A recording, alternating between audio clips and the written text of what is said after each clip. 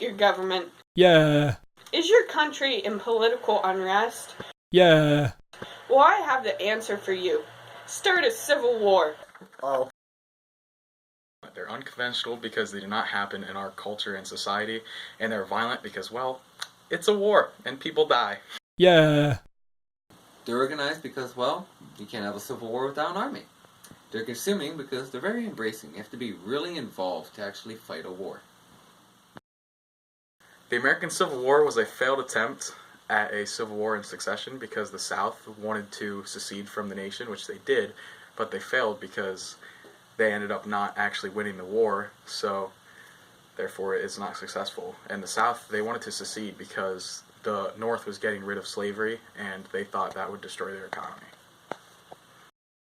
The War of the Roses began in 1455 and lasted until 1485.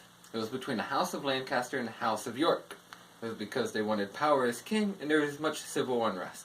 It was a successful civil war because some guy married some girl, which then began the Tudor dynasty. The war started July 18th, 1936.